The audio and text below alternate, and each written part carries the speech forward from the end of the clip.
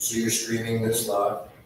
I am. This is streaming to YouTube, and then we'll be pulling video clips from there, and also from whatever I record on my phone, so, as we go along. But yes, we are live now. So I appreciate you all being here. As I tell people,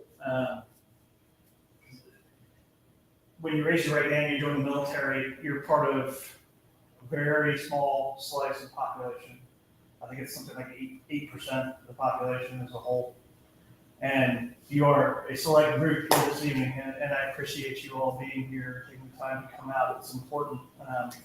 Any one of us, through our actions, through our words, through organizing, through our passion, through our commitment, through our refusal to go away, can have a tremendous impact on this issue. And so it means a lot to me to have you guys here. I'm honored to be here with you this evening. So we are here to talk about these words. For those of you who serve, these should be very familiar. I do solemnly swear or affirm that I will support and defend the Constitution of the United States against all enemies. Founding fathers saw fit to make all enemies, and then specifically add in foreign and domestic, and to bear true faith and allegiance to the same. So the genesis of this tour has been conversations that I've had with classmates of mine from the Naval Academy, shipmates I served with in the fleet, and the question of what does it mean to uphold our oath now, particularly for veterans, particularly if we're no longer on active duty. What does it mean to uphold our oath to the Constitution, to support and defend it? And what is our obligation during this very unique time in our nation's history? What does this time demand of us?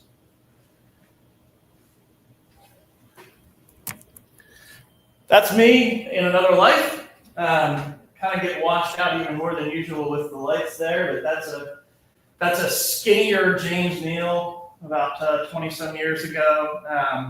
Fresh out of the Naval Academy. Graduated in 1998. That's me shortly before I put on my surface warfare officer's pin in the 6th Fleet. So graduated, went to serve on a destroyer, DDG-78, USS Porter. That is not the Porter, but the same class of ship. This was my beast. This is what I did. I was in charge of the Tomahawk cruise missile system, the 5-inch 54 caliber gun mount, the 20-millimeter close-in weapon system. We were in charge of blowing stuff up from a long ways away. We fired my team of ships that I was responsible for. Fired more than 300 Tomahawk cruise missiles into Iraq, mostly into Baghdad and to Crete from the Eastern Mediterranean. And before and after that, I was qualified as a force protection tactical action officer. So in charge of the ships, everything from the 9-millimeter on the sailor's hip on the gangway up to the 5-inch gun, and protecting the ship from small boat attacks, vehicle attacks when we were in port, that sort of thing. In 2003, at the end of the declared end of the active combat phase in Iraq, which went on for another 15 years after that. But 2003, my last assignment in the Navy before I was medically retired, I went and I taught Naval ROTC at Rice University, University of Houston, Prairie View A&M University down in Houston. And I taught a lot of things. I taught naval history, navigation, naval history focused on unrestricted commerce warfare, asymmetrical warfare. And at the same time, I was getting my master's degree in political science. And the focus of my master's thesis was on the decline and fall of republics. What it looks like when a republic becomes corrupt. What it looks like when a republic loses its foundation, its constitutional foundation. What it looks like when a republic collapses. At what point can you still repair a republic? And at what point are you just simply left with having to tear it down and start over? I'll come back to that in a little bit. But I did not think when I was writing that fanciful little 100+ page master's thesis that it would come back 15 years later and be pertinent. But here we are. And so that's colored a lot of why I wanted to do this. But the big thing for those of us who served in the military that I was thinking about when I was putting this together, and you're going to get the back when I was in the Fleet C story with Sea Daddy James. We get a sailor. You get a sailor in a room, doesn't matter who else is there, there's going to be sea stories. So a couple of sea stories that I was thinking about coming into this. We were off the coast of Greenland. May it always be Greenland and not red, white, and blue land or any other silliness. We were off the coast of Greenland in the path of 3 hurricanes that were converging on each other. And we did not have a window to get refueling for the ship. And we were looking at possibly running out of fuel. And then we began to have problems with the fuel system on the ship. If you have a big, sleek, sexy destroyer with 350 people on board, it looks really nice, slicing through the waves. But if you shut the engines down in a hurricane, it turns into one of those really cool archaeological sites that the billionaires take their little toy submarines down to look at. That's what we were looking at. And there was one guy on the ship who was like a savant with a wrench. He was the best engineman you could ever want. And we were going to want him to fix that fuel system issue so that we didn't all die. Do you think I stopped to ask Engineman's second-class schmuckatelli who he voted for in the most recent election? Who he dated when we pulled into port? What party he was registered with? They didn't care. The same thing when we were escorting the 4th Infantry Division's equipment through the Straits of Gibraltar. An Aegis-class destroyer or cruiser is basically a vehicle for its radar system. Everything else exists to support that radar system. And we were going to escort 20+ merchant ships loaded with everything the 4th Infantry Division needed to survive through the Straits of Gibraltar. And the radar system wanted to stop working. There was a fire control in second class who, again, he was the guy, if another ship on the other side of the fleet was having trouble with his radar, they would call us up and say, hey, is FC2 Jones available? Hey, welcome. Would you mind signing in? Oh, I appreciate it. Okay. Yeah, thanks. He was that good. And this was during Ask Don't Tell. It was still a policy violation to be gay and be in the military. Yeah. Everybody on that ship knew he was gay. Nobody cared. Even if people, and there were plenty of socially conservative people on the ship, they wanted him to keep the radar working. That's what mattered.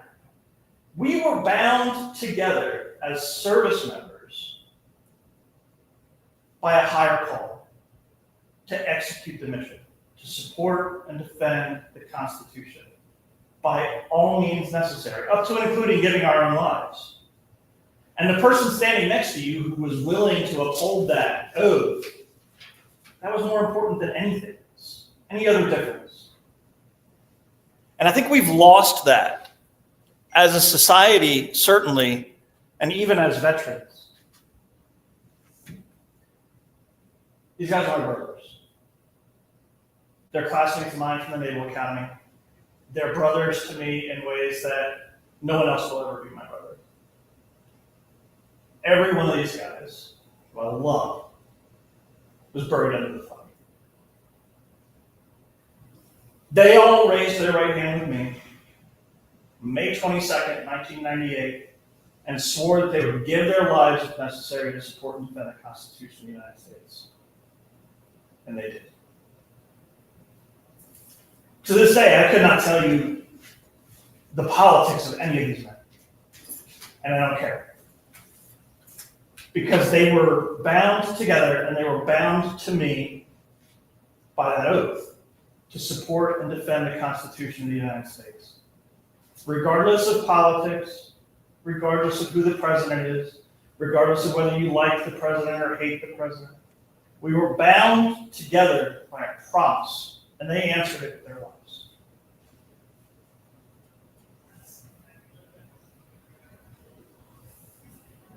I got a little choked up in email when I got to this slide.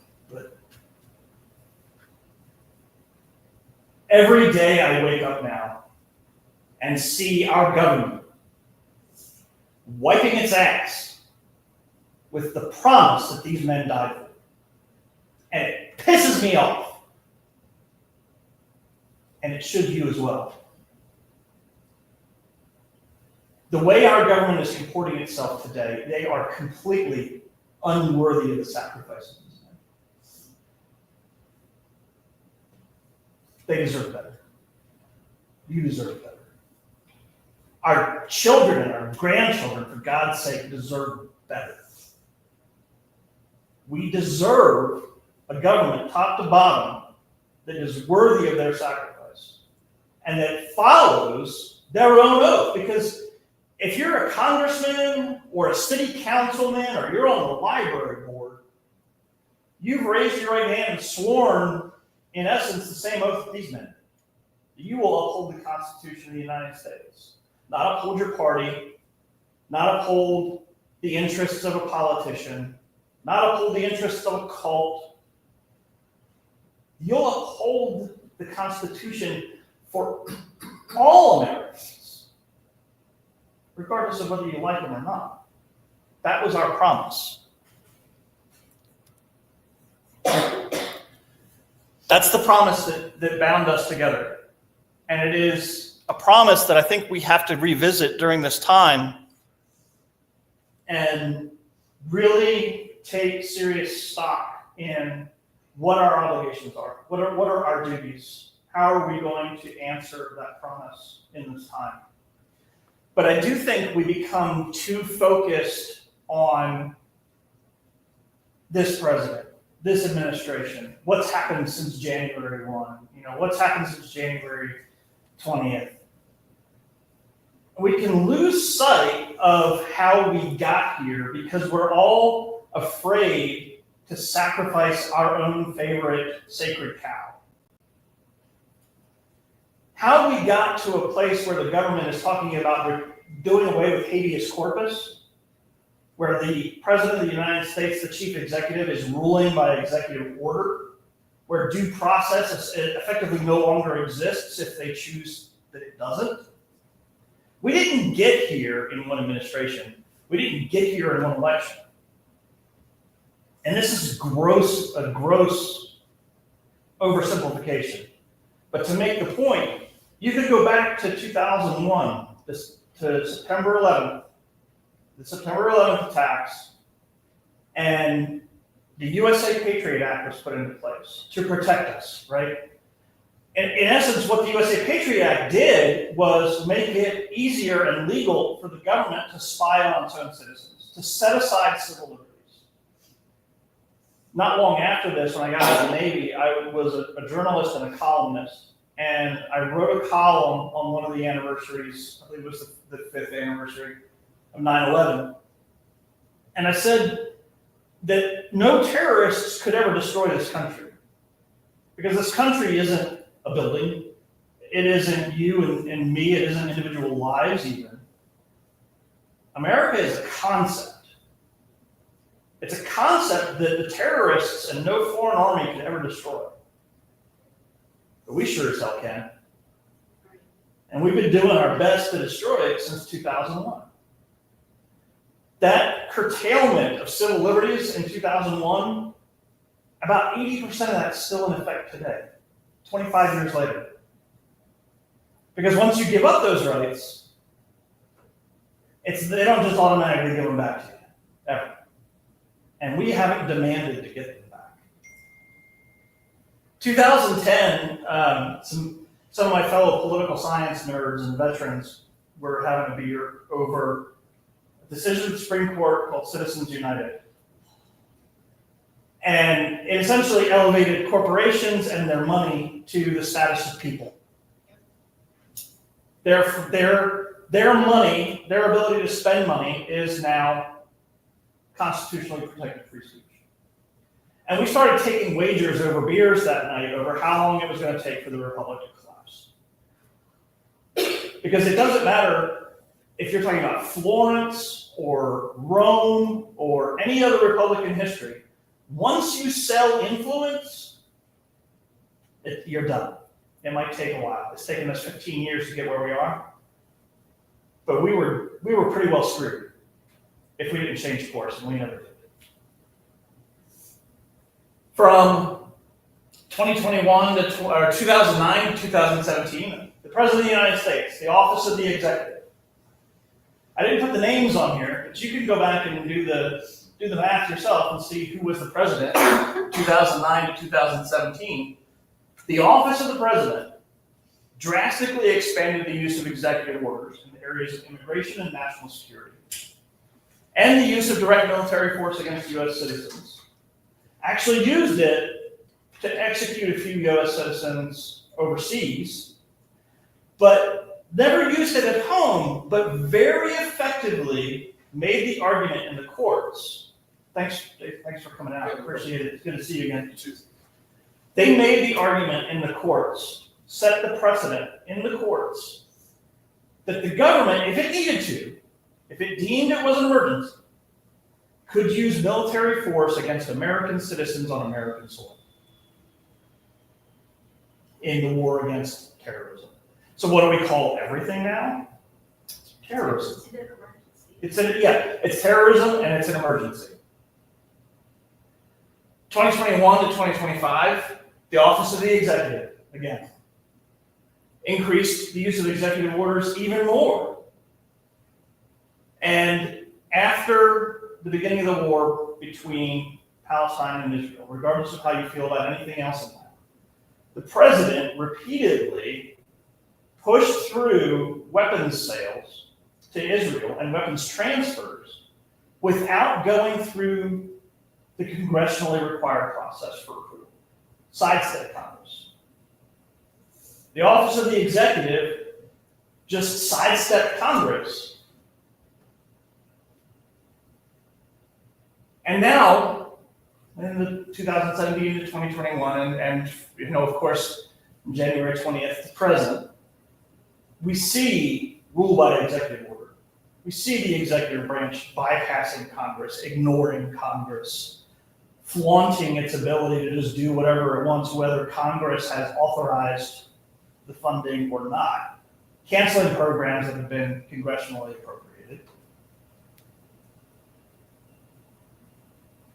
disappearing people off of the streets without due process, and openly threatening habeas corpus.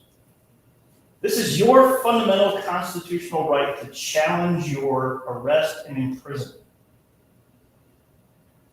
To say to a judge, I'm innocent, here's the proof. Show me the state's proof. They don't have to do that anymore if they repeal habeas corpus. They can do to you and to me and to any other person in this country, whether they are documented, undocumented, or a citizen, whatever they want, because they said so.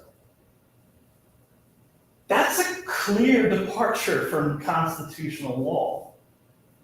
But the point of this slide is that we didn't get here in the last 3 months or 4 months. We as veterans and we as citizens have been, quite frankly, negligent in supporting and defending our Constitution for the last 25 years. And it's catching up to us now. Complacent. We've been complacent. It's so easy to assume that somebody else is going to do it. Somebody else is going to take care of it. And again, I don't know how many people saw this event tonight, but you were the ones who decided to act on it, and that means a lot. So going back to that master's thesis I wrote,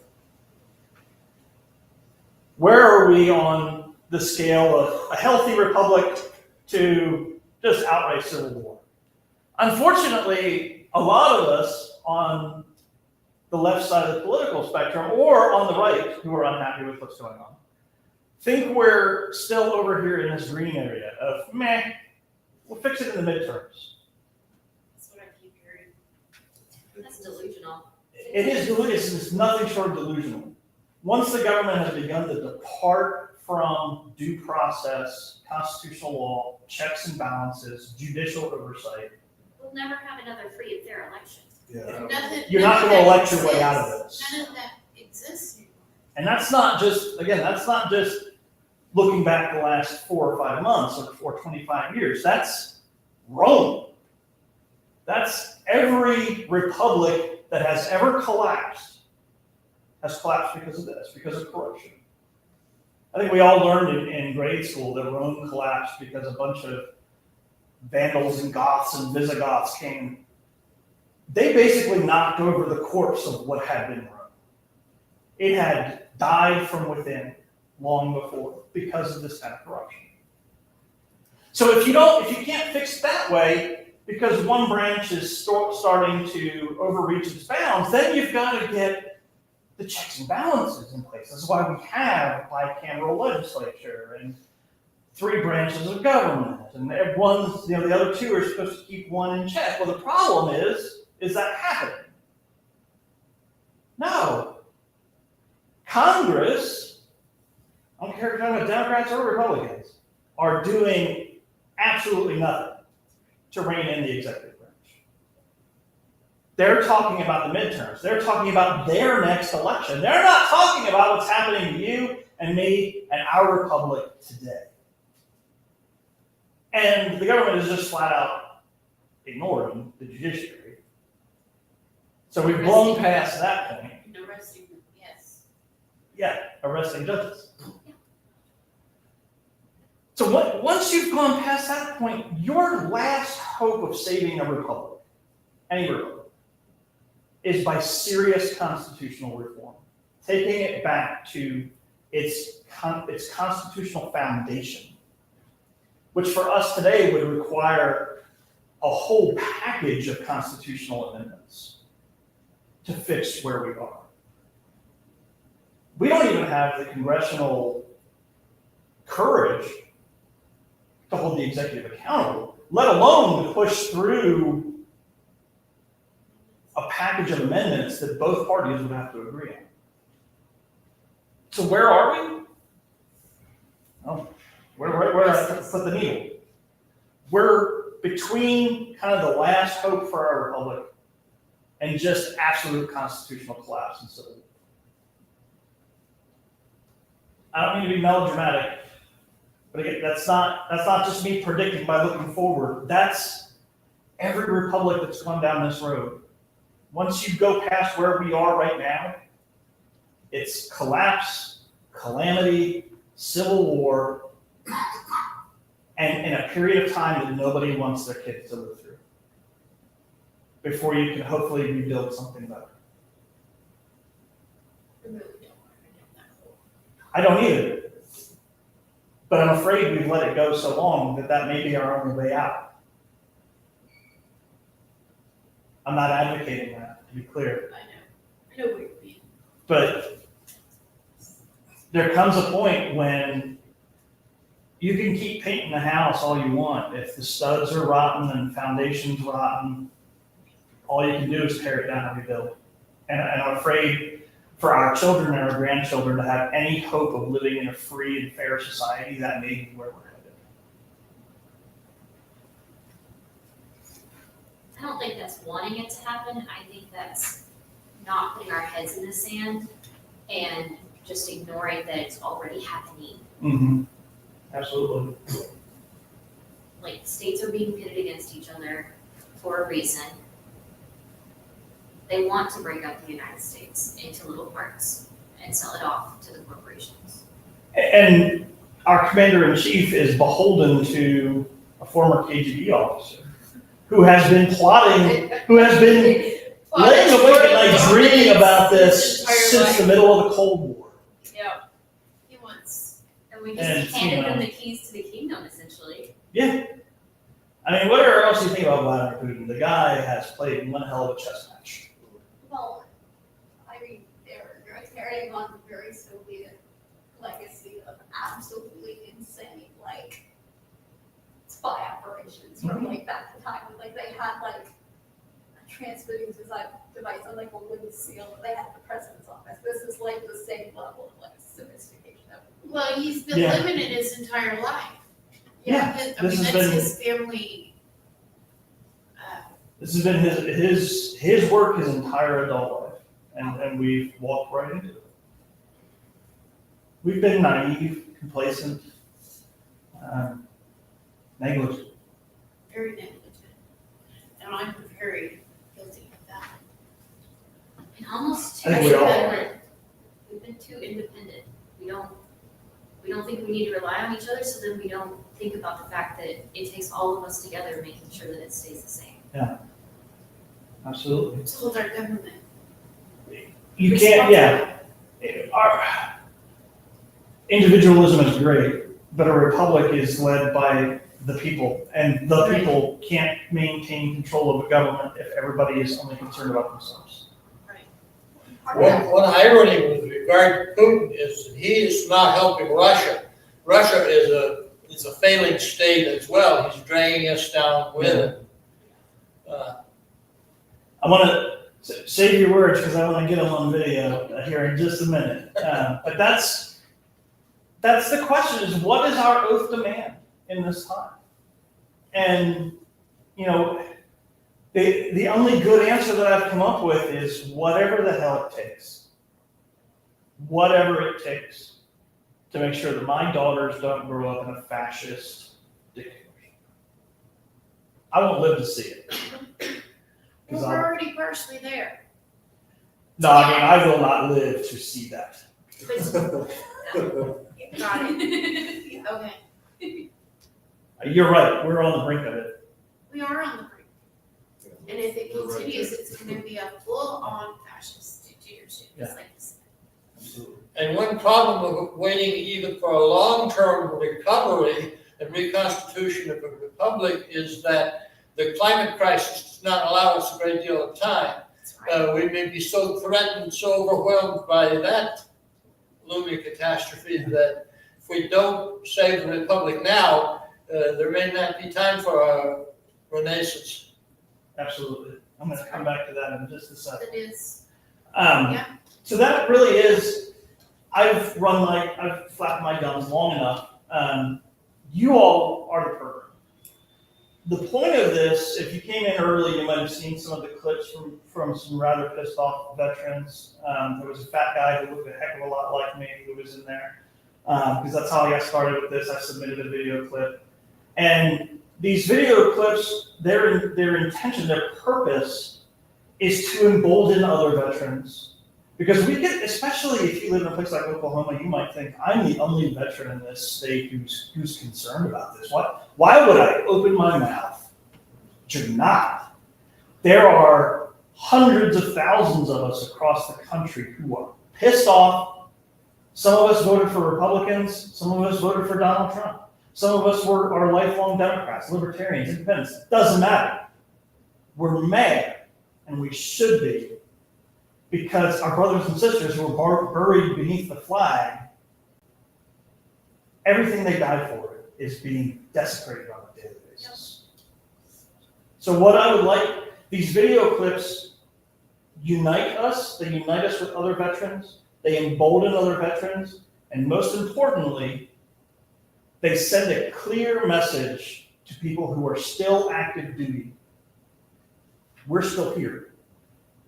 We're older, we're fatter, we're tired, but goddamn it, we're still here. And we're fighting. And we're fighting. And we're not gonna let you take this country and hand it to Vladimir Putin without a fight. And it is to tell them, to the ones that are inclined to honor their oath to support the Constitution above the president, because that's what it means, that we're here for them, that we've got their back, they're not alone.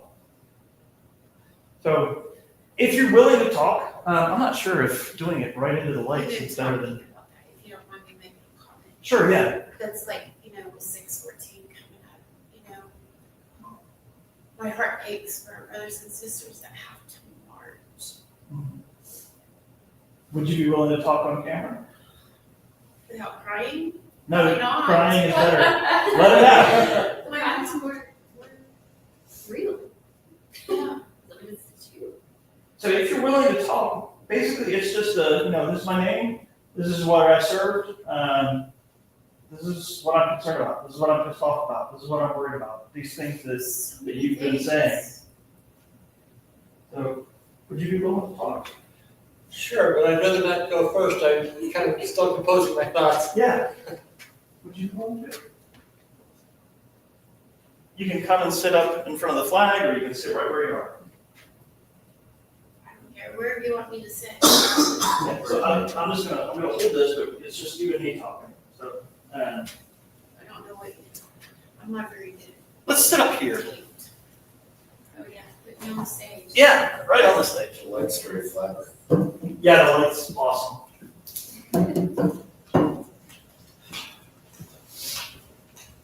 I have a couple of questions when you get to that. Yeah, absolutely. I do wish we could turn those off. Would it be better if we moved the whole situation somewhere? That is maybe down How about your in a chair? off the, Just down here? Chair. yeah, Yeah, let's just bring that down here. be a little, The auditorium seating was.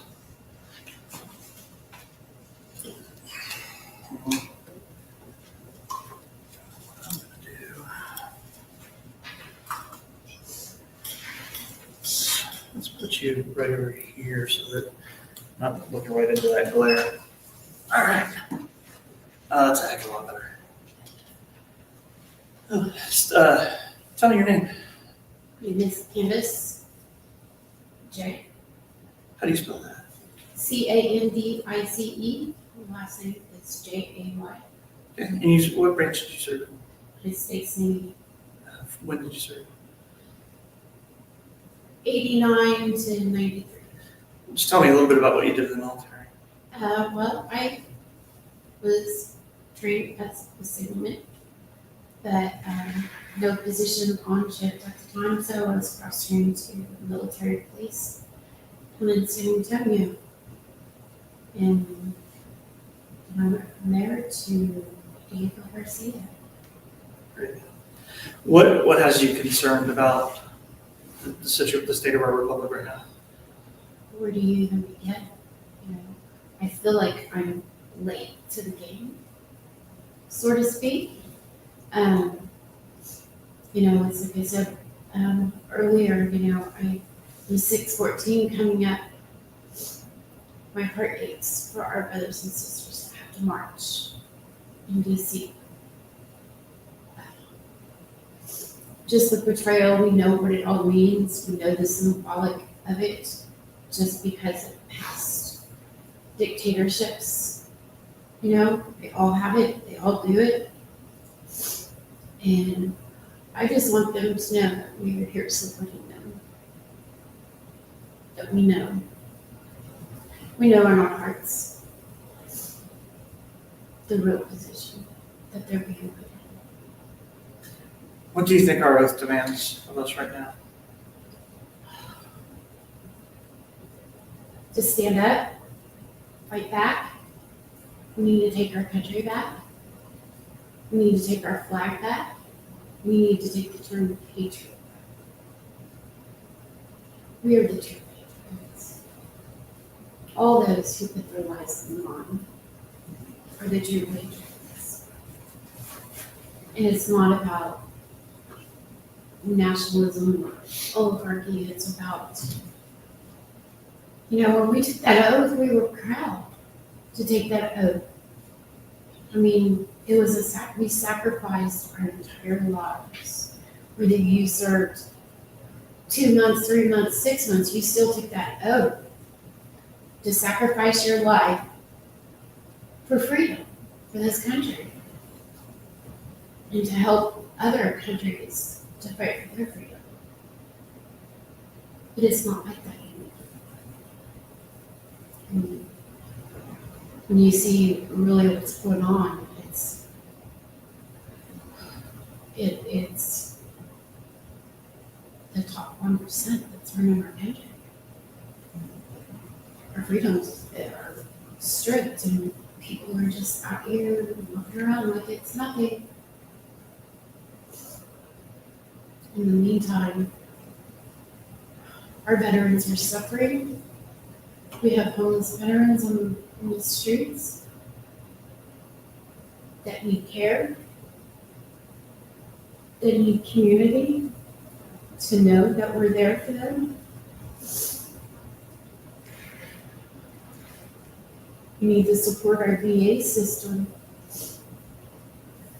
The VA saves my life every 24 hours a day. I couldn't afford this without the VA.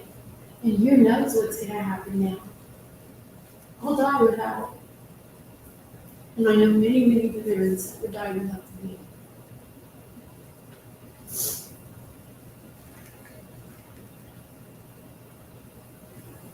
$47 doesn't care about our feelings. It just wants to. And it's not even really about him. Like you said, it's about the other dictators and the top 1% that want to dominate the world. You conquer America, you conquer the world. Simple as that. And everybody knows it. Nobody's coming to save us. We have to save ourselves. And we start now. There's no more time to be quiet. There's no more time to be complacent. Time to run out. Very good. And again, if you would just, your name, just say your name again, Just sorry. say my name, Candace. Candace J. And you were a signalman and stationed at Diego Garcia. Yes. All right. Doing desert shit. Desert storm. Candace, thank you so much. Thank you. All right. I didn't know how to do that. Everybody give Candace.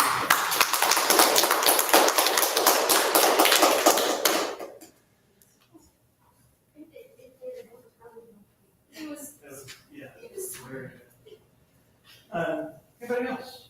Anybody else? You had a question. Well, a couple, yeah. So when you're doing your thesis, this is a two-part question. So when you're doing your thesis, what countries, excuse me, what examples from history did you look at? And the second part of the question is, what's the closest historical corollary to where we are now? So the thesis was actually, the context of it was written within the writings of Niccolo Machiavelli. Because that was what he was writing about. It was, if you take away the kind of the cocktail party sound bites from the prince, the whole work of Machiavelli is about the rise and fall of republics. It's a cycle. And we all go through this cycle where, you have this flash in the pan where you get a Republican government, and then it's a question of how long you can keep it. There's that quote, nobody even knows if he actually said it or not, of Benjamin Franklin after the Constitutional Convention. That quote's been popping up a lot in the last 3 days. Well, What quote is that? woman comes to Benjamin Franklin after the Constitutional Convention and says, so sir, what kind of government do we have? And he says, a republic, madam, if you can keep it. And we have kept it. right. And they all go through this cycle. So I was primarily looking at the countries he was looking at. So Florence and Rome were the two big republics that he was concerned with. But then, even then, in 2007, was when I finished it, I was looking at applying it to the United States, to say where we were. And we were, in 2007, we were definitely in a, this is fixable place. But action was needed, but we just never took the action. It's been bad. So watch it play out. Yeah, I'm not trying to pin you down or give you a gotcha question. No. You're in a certain place, you got a turning point, you're here. And you presented where you believe we are on a dial that you did present, that you put Yeah. together. I guess my question is, I don't think I ever heard of exactly a now what, right? Mhm. You have something that you would do personally. Are you in a position to say what you think the rest of us should do? I think we should all be putting pressure, yes, on the politicians, but honestly, they're about beyond safe. We need to be putting pressure on our neighbors, on people we know who are still active duty, on other veterans, to be prepared to do what is necessary to uphold the Constitution or to rebuild with something better. We've been discussing that in 5051 veterans. We've been discussing that in the last few weeks because of everything that we've been hit with. And the habeas corpus, Yeah. all of that. But The deportations of our veterans and military people. It's just, But to not to put too fine a point on it, we need to be prepared to fight and hope that it never comes to that. And some of us, none of us are in fighting shape we were once in, but it takes many forms. It can be providing mutual aid to your neighbor, it can be in organizing, it can be in helping people get to safety. We need to be figuring out, we need to be taking that self-inventory of what can I do, who do I know, how can I tie them together, and how can I add to the fight. And we need to be prepared to go back to that day when we were 18, 19, 20 years old, when we raised our right hand and say, I am going to support and defend the Constitution, and I'll die if I need to make sure that it's there. That's a commitment we have to remake. I was struck during 2020 in demonstrations in Portland when Trump sent these unknown soldiers in, I don't even know if they were armed forces, they were in military gear to suppress demonstrators. yeah, Veterans went and stood in the front row. yeah. Some of them had leaf blowers to blow away the. They did that at Standing Rock, the veterans.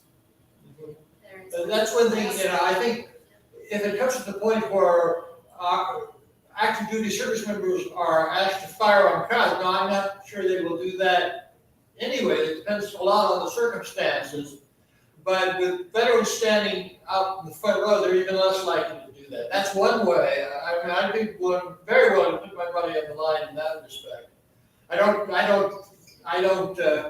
like my chances going into armed revolt. Do you mind- There's also the Uniform Code of Military Justice, which is Yes. supposed to make sure that we do not that we do not obey an unlawful order. Yes, Absolutely. we've been discussing that too. But then you have the issue where Where is that line drawn? That's who determines what's lawful. all that infrastructure is being hollowed out, like the people who should provide the structure, like the fire, like the people higher up who should provide the structure are being removed, so it just makes it so much harder. Because they're easement, So people we- that are just loyal. Exactly, well, and. Yeah, then we put a lot of responsibility on mid-level officers and NCOs Right. to hold it together.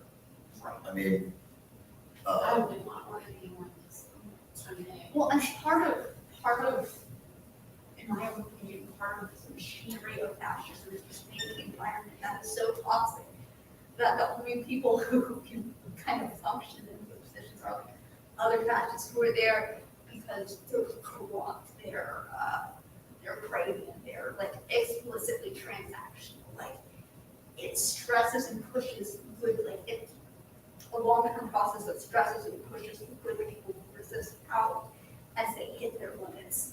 And then, the fascists who thrive in that kind of awful environment. You see, going about on that, with our veterans that are being hijacked, I'm saying hijacked, to the fascist side, I just don't get it. I No, don't get, totally unsurprising. To me, it's totally unsurprising. It's like, there's like a stock and trade just to hold up. but why? Well, Because they don't matter to that hierarchy.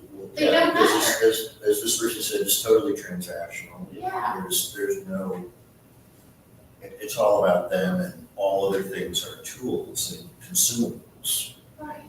Would you be willing to talk? Sure. Okay, I'm gonna set you right over here, okay?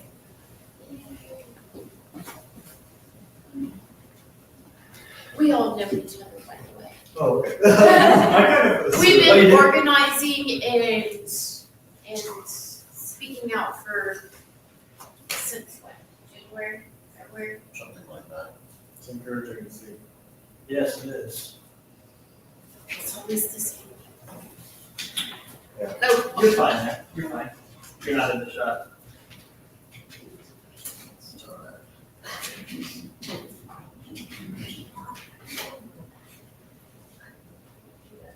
All right. Just tell me your name, sir, and where and when you served. Yes, my name is Jerry Harris. I enlisted in the U.S. Army in 1968, served until 1971.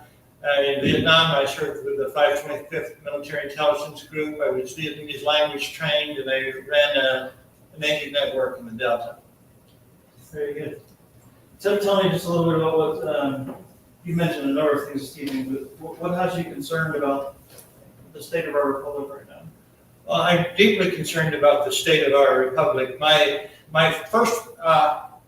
father served in the U.S. Navy in the Pacific Theater in World War II. My first picture with him, meeting him coming back in uniform from World War II.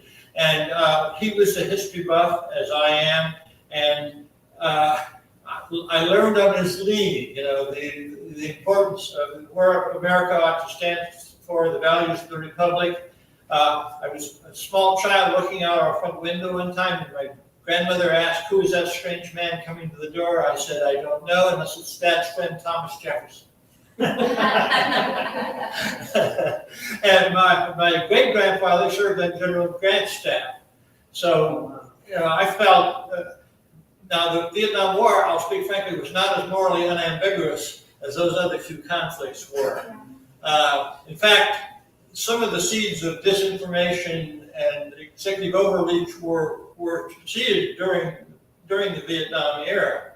Nevertheless, I always felt that the United States fundamentally, even if some of its interventions were ill-conceived, were fundamentally on the right side of history, that we were fighting against oppressive regimes such as that represented by Vladimir Putin. And it deeply, deeply grieves me and offends me to think that the United States would change sides in that fundamental conflict. I can't imagine what my late father would think of this.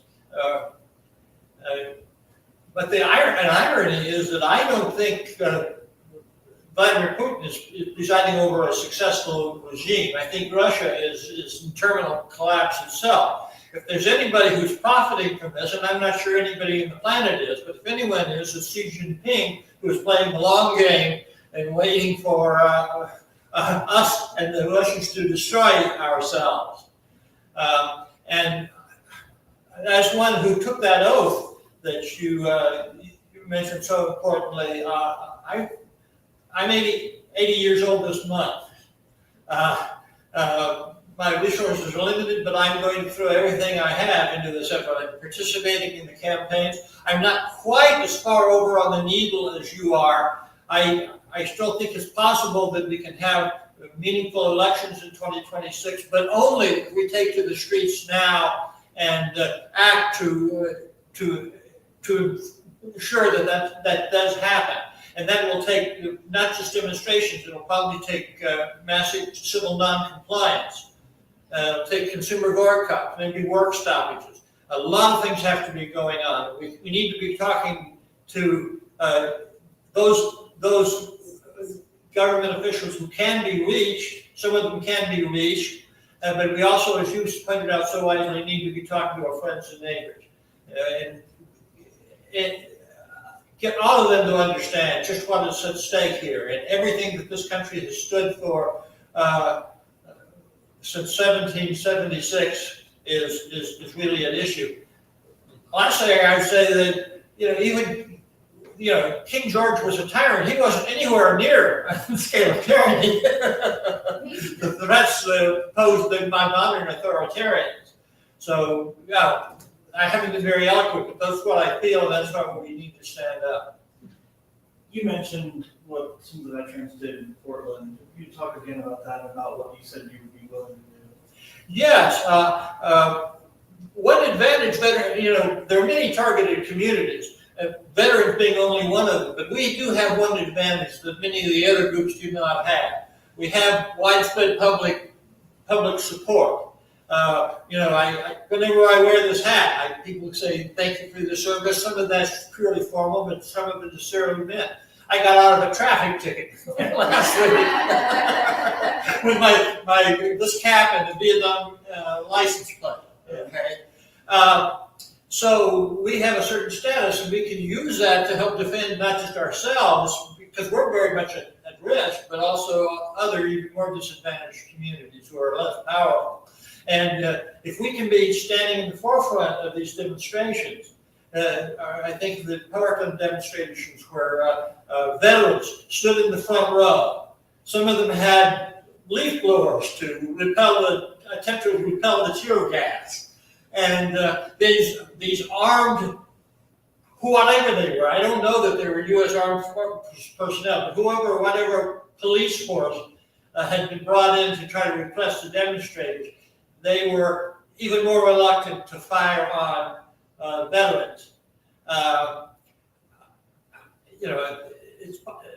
There might be a Kent State, there might be something many times worse than the Kent State, but I think it's also possible that we can use our leverage a little bit to help empower and protect these larger mass demonstrations. If there is a situation where the military is turned on the population, are you saying we should be in the front row between them and the? Oh, yes, yeah. I still enjoy my life, but I have children and grandchildren who have much more at stake really than I do. And yeah, I'm not being boastful here. I really believe that I would be willing to stand in the front row. I think I'll have an opportunity to prove that one way or another in the near future. Unfortunately, I think we all will. All right, thank you, sir. So you were the 525 online? Yeah. Were you an interrogator? No, I was an agent handler. Okay. I went to interrogator school. Ah, well, I was trained with some of these people asking, interrogating me. Would you like to talk, sir? No, thanks, I appreciate it. Yeah. I mean, I feel more or less like I'll just tell, Give me courage. but without showing the camera. Yeah. I feel like this, George, uh, I feel like I think things are equally as bad as completely this, George. like, there's a pretty And, good chance. I think. I just wanted to share that little very. I'm doing some things politically that I haven't done before, so I'm trying to get involved. That's how I've met a couple of people. Good. But yeah, I don't want it to get to the red on the dial. I don't know. But yeah, I'll be in the front, I'll carry water, I'll be there. Anybody else like to speak or anything you'd like to say? Any questions? I tried to have my mom give me a statement to say. That didn't work so well because none of it would have been able to go in common company.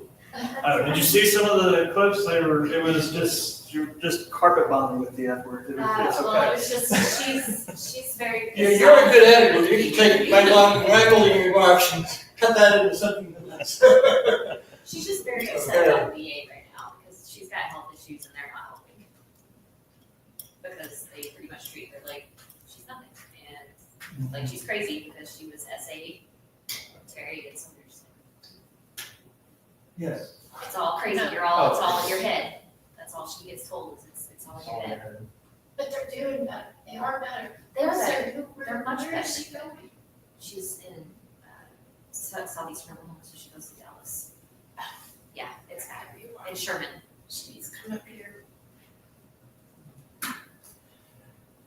So, this is the second of these we've had. We had one in Enid Monday night. We had about 25 people there. Tonight here, tomorrow evening, I'm in Tulsa. Moving some of the date, I haven't updated this slide yet, but moving some of the dates around just to venue availability. But those are the other stops on the tour. So Wichita, Kansas City, St. Louis, Lawton, Dallas, Killeen, San Antonio, all leading up to. Really encourage you, if you can get to Washington DC on June 6th. I wish I could, I really wish I could afford to go, It's, but there's just no way. if you don't have to justify it to me, I'm just, if We're you know other folks, we're doing- encourage, We're doing a rally here. yeah. Yeah, we're all working together on that rally, so we all know each other. So, Yeah, well, that's wonderful, and I hope you have, please, like I said, please send me info, and I'll publicize Yeah. your event. Yes. What can we do to help build larger attendance for your future events? And I'm gonna come back to you just a second. No, it's okay. The exact same energy, so yes. It's just sharing. It's like getting people to your rally. It's sharing stuff on social media. It's getting the word out, spreading the word. But you know, I would love to have 100 people in this room. I think the picture, I'm gonna share it. Okay, wonderful. Yeah, and if you go on Facebook to Veterans Town Halls -NOMW for The name of the group is on the picture that I shared. Oh, Yeah. this is- Okay. Yeah, so you can share stuff from there. That helps. But I'm willing to. I'll drive to St. Louis to have a conversation with somebody like I did with you tonight. If there's one person, I had when I was training police midshipmen at Annapolis, there was a young woman who very badly had wanted to serve. She had dreamt of serving in the military since she was a little girl, and she was injured on like day 2 of police summer, to where she was not ever going to be able to serve. She had such just a really bad leg injury, with just the pins and everything. And what I told her and what I tell people is, if you served 30 years, or if you served just long enough to raise your right hand and take that oath, you did more than 90% of the population. That's right. And, like I said, I would love to have hundreds of people filling these venues, but I'll go if it's for one person. That's how important these conversations are.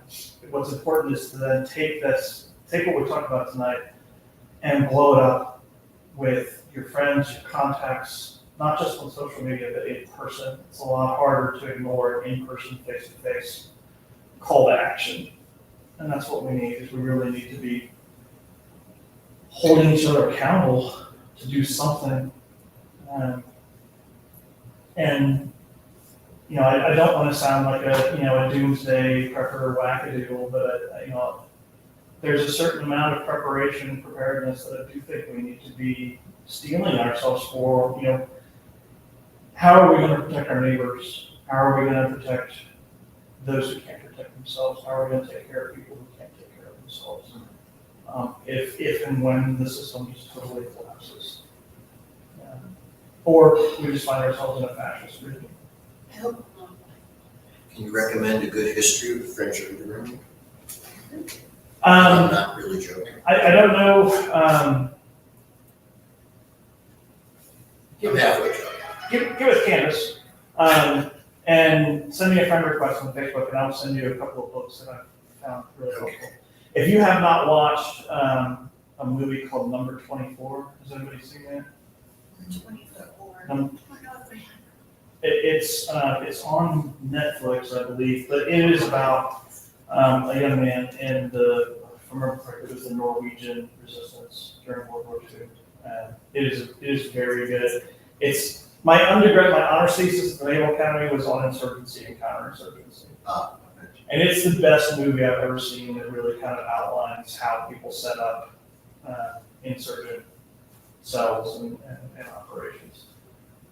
There are other resources, like I said, if you'll get with Candace, there are good resources that I can refer you to on how to operate safely in an authoritarian regime, as safely as you can.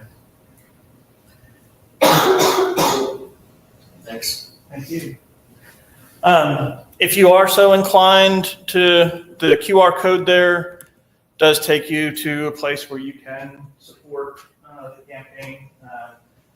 And it's, I'm doing as many of these as I can in libraries because the libraries don't, most of them don't let me put up like a $1 million liability insurance policy, which is about $200.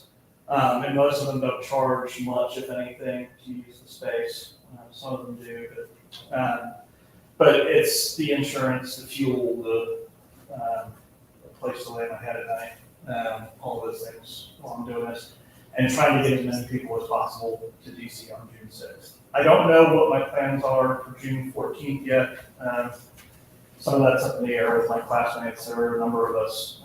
I'm not going to go to his parade unless it's to some way tangibly disrupt his parade. Stand in front of the tank. Yeah. Yeah,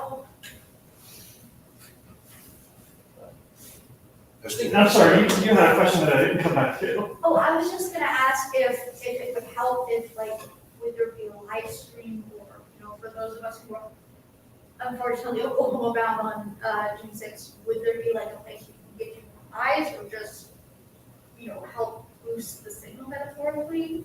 I think if you're honest, and I've gone back and forth on this, I think if you're not there to disrupt it, your energy would be better put in attending a local event and blowing that.